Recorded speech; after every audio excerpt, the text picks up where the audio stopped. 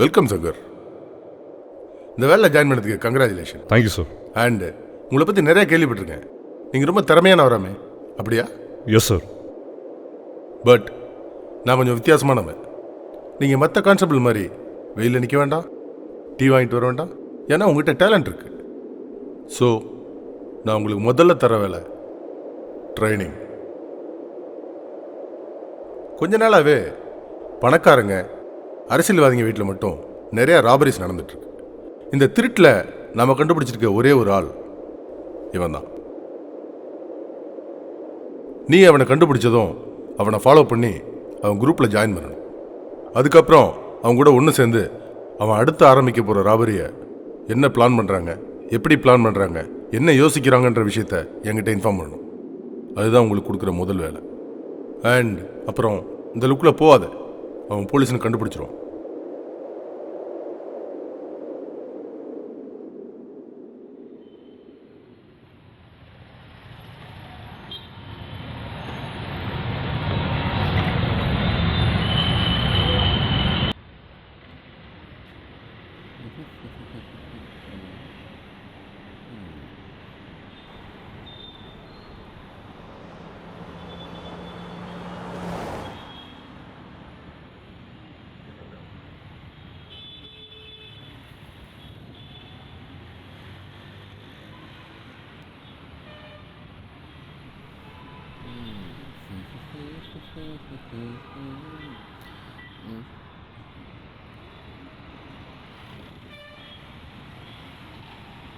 Sir, இது உங்கள் படமா?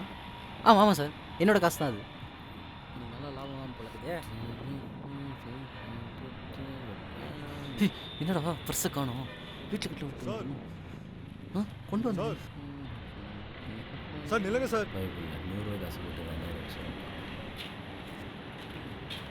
சார்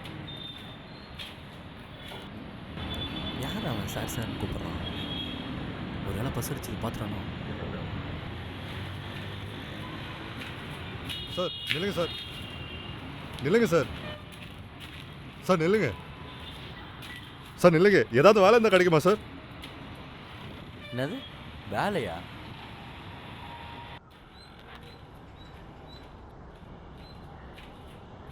சரி, நீ யார், எந்த ஊருன்னு சொல்ல முடியுமா?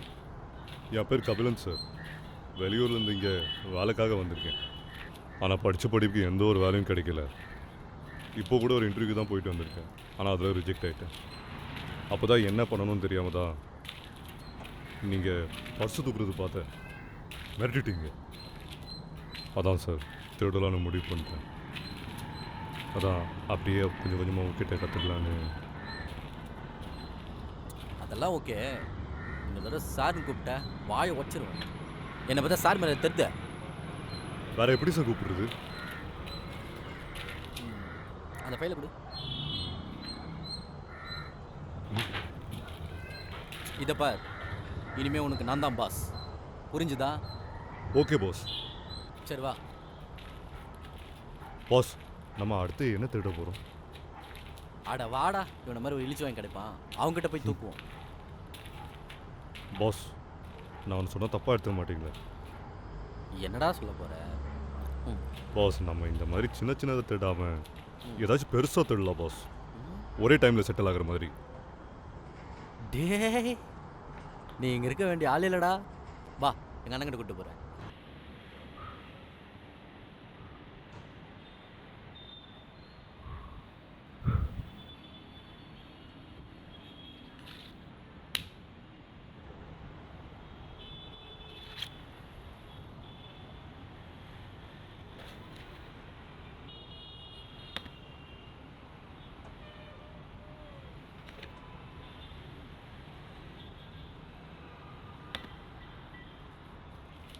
வாடா. அண்ணா வணக்கண்ணா. என்னடா 2 நாள் ஆளை காணோம்? இல்லைண்ணே, ஒரு பொண்ணு விஷயம், அதான் வெளில போயிருந்தேன். என்னது பொண்ணு விஷயமா? நீயுமாடா அந்த கருமத்தை நீயும் பண்ண ஆரம்பிச்சிட்டியா? எதிர்காலத்தில் நீ எங்கே இருக்க போறியோன்னு என்னால் நினச்சி கூட பார்க்க முடியலடா. யாரா அவன்? அண்ணா நம்ம பையன் தானே, தொழில் கற்றுக்கலான்னு நம்மகிட்ட கூப்பிட்டு வந்தேண்ணே. ஏய், உன் பேர் என்ன? என் பேர் கபிலன் தான். இதுக்கு முன்னாடி என்ன பண்ணிட்டு இருந்த? ஆள் ஹைட்டாக ஃபிட்டாக இருக்க? இல்லை சார், இதுக்கு முன்னாடி ஸ்கூல் காலேஜ்லலாம் ஃபுல்லாக ஸ்போர்ட்ஸில் இருந்தேன். அதான் உடம்பு அப்படியே இருக்குது. சரி, எதுக்காக இந்த தொழிலுக்கு ஒரு ஆசைப்படுற? தெரிஞ்சுக்கலாமா? ஆசைலாம் ஒன்றும் இல்லை சார், வேறு வழி இல்லாமல் தான் இங்கே வந்தேன். இந்த காலத்தில் படித்த படிப்புக்கு எங்கே சார் வேலை கிடைக்கிது? அப்படி கிடைச்சாலும் லஞ்சம் முன்பணம் அப்படின்னு கேட்டு குடும்ப சொத்தை அழித்து குடும்பத்தை நடுத்தர கொண்டு வந்துடுறாங்க. அதான் சார் முடிவு பண்ணிட்டேன், இனிமேல் திருடலாம் இல்லைன்னு. அப்போ என்ன சொன்னாலும் செய்வியா? அதுக்கு தான் சார் வந்திருக்கு. ஓகே பசங்களா, நான் ரொம்ப நாளாக ஒரு திருட்டுக்கு பிளான் பண்ணிகிட்டு இருந்தேன். அது இன்றைக்கே பண்ணி முடிச்சிடலான்னு முடிவு பண்ணியிருக்கேன். என்ன பிளான்னா? யார்கிட்ட நான் திருட போகிறோம்? இந்த ஃபோட்டோவில் இருக்கிறவன் தான் ராம். இது அவன் வீடு. இப்போ நம்ம என்ன பண்ண போகிறோன்னா, அவன்கிட்ட இருக்கிற கிரெடிட் கார்டு, டெபிட் கார்டு, அப்புறம் ஐஃபோன், இந்த மூணையும் தூக்குறோம். ஃபோனை தூக்க சொல்கிற, ஓகே. கார்டு எதுக்கு தூக்க சொல்கிற? அதுக்கு பின் நம்பர்லாம் தெரியணுமே. இங்கே பாரு, அவன் ஏடிஎம் கார்டை தவிர்த்து மற்ற மூணுத்துக்கு எனக்கு பின் நம்பர் தெரியும். எப்படிண்ணே? அவன் வடப்பழனியில் இருக்கிற பிக் பாஸ் கடைக்கு எப்போயுமே ஷாப்பிங் போவான். அவன் ஷாப்பிங் போகும்போதெல்லாம் நிறைய தடவை அவனை ஃபாலோ பண்ணியிருக்கேன். அவன் பே பண்ணுற இடத்துலேருந்து அவன் அக்கௌண்ட் பின் நம்பரை பார்த்துருக்கேன், நோட் பண்ணியும் வச்சுருக்கேன். ஆனால் அவங்ககிட்ட இருந்து எல்லாத்தையும் தூக்குனதுக்கப்புறம் அவன் அக்கௌண்ட்டை காலி பண்ணிடணும், இல்லை அவன் அக்கௌண்ட்டை பிளாக் பண்ணிடுவான். எனக்கு ஒரு டவுட்டு. அவன் பின் நம்பர் உனக்கு தெரிஞ்சிச்சுன்னு அவனுக்கு தெரிஞ்சாதான் அவன் அக்கௌண்ட் நம்பருக்கு பிளாக் பண்ணுவான். டேய், அவனுக்கு தெரியுதோ இல்லையோ, உன் மொதல் வேலை அவன் அக்கௌண்ட்டை காலி பண்ணுறது தான். திடீர்னு அவனுக்கு சந்தேகம் வந்து அக்கௌண்ட்டை பிளாக் பண்ணிட்டா அப்புறம் என்ன பண்ணுவேன்? அண்ணா, பிளான்லாம் சூப்பராக தானே இருக்குது. ஆனால் அவன் அக்கௌண்ட் எப்படி காலி பண்ணுறது? அவங்ககிட்ட இருந்து எல்லாத்தையும் எப்படி தூக்குறது? இங்கே பாருங்கள், அவன் வீடு சாலிகிராமத்தில் தான் இருக்குது. அவன் வீட்டிலேருந்து எப்போயுமே 6 மணிக்கு ஜிம்முக்கு போவான். ஜிம்மிலிருந்து 9 மணிக்கு வெளியே வருவான். வெளியே வந்ததும் பக்கத்தில் இருக்கிற ஜூஸ் கடைக்கு போய் ஜூஸ் குடிப்பான். ஜூஸ் குடிச்சு முடிச்சதும் அவன் காந்தி நகர் ரூட் வழியாக தான் வீட்டுக்கு போவான். அப்போ நீ என்ன பண்ணுற? ஐயோ நானா? அவன் ஜிம்மாடிண்ணே, என்னால் அடி வாங்க முடியாதுண்ணே. டேய், அவன் ஆல்ரெடி ஒர்க் அவுட் பண்ணதுனால அவன் பாடி ரொம்ப டயர்டாக இருக்கும். அதை பற்றி நீ கவலைப்பட தேவையில்லை, சரியா? சரி, மேலே சொல்லுங்கள். அவன் ஜூஸ் கடையிலேருந்து காந்தி நகர் ரூட் வழியாக தான் திரும்புவான். அவனை திரும்ப விடாமல் தடுத்து நேராக போக வைக்கணும். அந்த ஏரியாவில் ஆள் நடமாட்டமே இருக்காது, புரிஞ்சுதா? பணத்துக்காக எவ்வளோடா இறங்கி தொலை.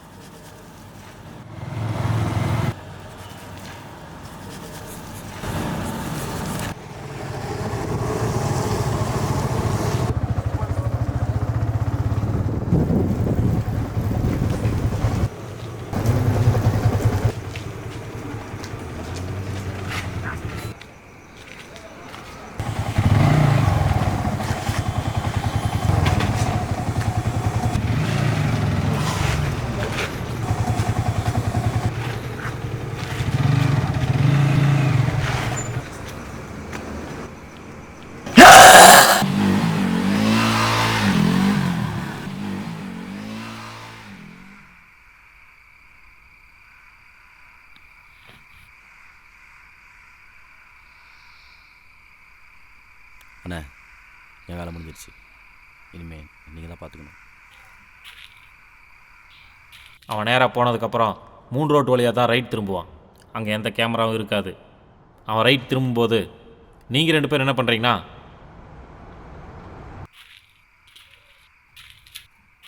டேய், என்னால் முடியலடா. ஏண்ணா, என்னாச்சு? இல்லை, இந்த நேரத்துலையும் டக்கிங் பண்ண வந்திருக்கல்ல, அதான்டா என்னால் பார்க்க முடியல.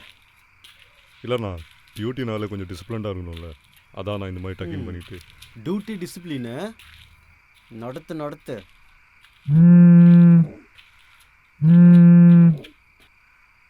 சொல்றா. ம், சரி, நீ வைடா, நான் பார்த்துக்க. நீ வைடா கையிற. போடணும்.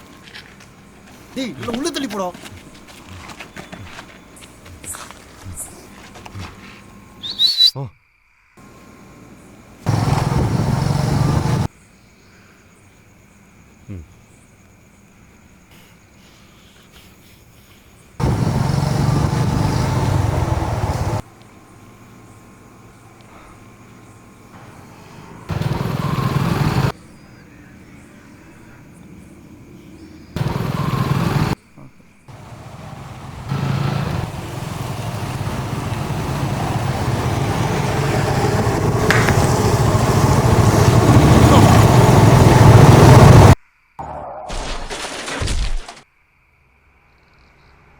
அவன் கீழே விழுந்ததுக்கப்புறம் அவங்ககிட்ட இருக்கிற ஃபோன் கார்டு பணம் எல்லாத்தையும் எடுத்துக்கிட்டு தப்பிச்சு வந்துருங்க.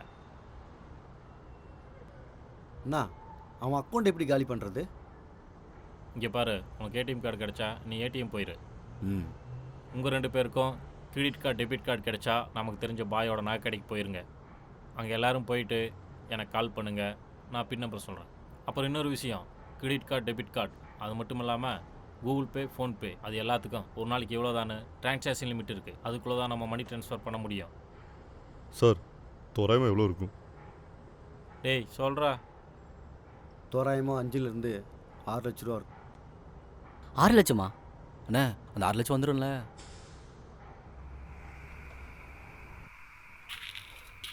டேய் என் கொஞ்சம் போடுறோம். நான் பிடிச்சிடலாம். டேய் உன் பர்ஸ் எங்கே இருக்குன்னு பாடுறான். அண்ணா நான் ஃபோனும் போஸும் என் பாக்கெட்டில் தானே இருக்குது.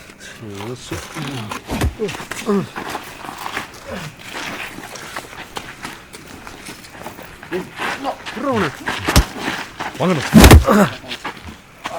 டேய் அழுத்துறா அவனை. டேய் 20 வரணும்.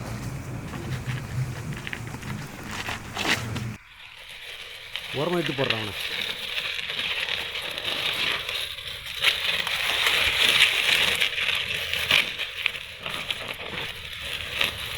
செயின் எதுவும் போட்டிருக்கானா?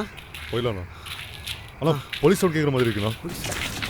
ஏய் வாடா வாடா, முதல்ல வண்டி தூக்குடா. இது வேற ஒன்று. வண்டி நடா எப்படி இருக்கு? எப்படி ஸ்டார்ட் பண்ணுறது? வேகமாக தரலாம்டா. ஏறி சொல்கிற வேகமா?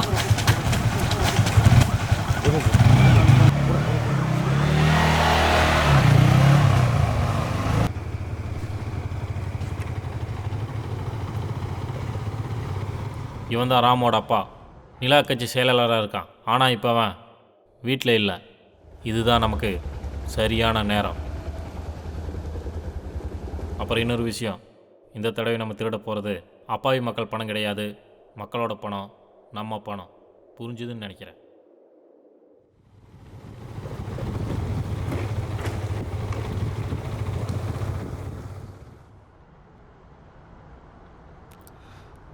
அண்ணா நீங்கள் எப்படி நான் தொழிலுக்கு வந்தீங்க?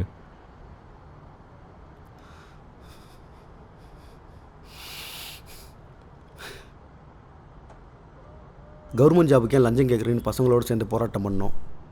அதில் என்ன அரெஸ்ட் பண்ணி இல்லாத கேஸ்லாம் மேலே போட்டு நியூஸில் அறிவிச்சிட்டாங்க. அதுக்கப்புறம் ப்ரைவேட்டு கவர்மெண்ட்டுன்னு எங்கே போய் தேடியும் வேலை கிடைக்கல. வேறு வழி இல்லாமல் நான் இதில் இறங்கிட்டேன். நானாச்சும் பரவாயில்ல, ஆனால் அவர் யாருன்னு தெரியுமா? இதுக்கு முன்னாடி போலீஸ் இன்ஸ்பெக்டர். அவர் அப்பா அம்மா சொந்தமாக நினைக்கிறது அவர் வேலையை மட்டும்தான். பப்ளிக் நல்லது பண்ணணும், வேலையில் சின்சியராக இருக்கணும் தான் அவருக்கு ஆசை. ஆனால் இங்கே இருக்க சில அரசியல்வாதினால அவர் இந்த நிலைமைக்கு வந்துட்டார். இப்போ கூட நம்ம அடிக்க போகிற பணத்தில் பாதி தான் நமக்கு, மீதி இல்லாதவங்களுக்கு. இந்த மாதிரி தருணத்தில் சட்டத்துக்கு இடம் கொடுக்கறதா இல்லை மனசாட்சிக்கு இடம் கொடுக்கறதா?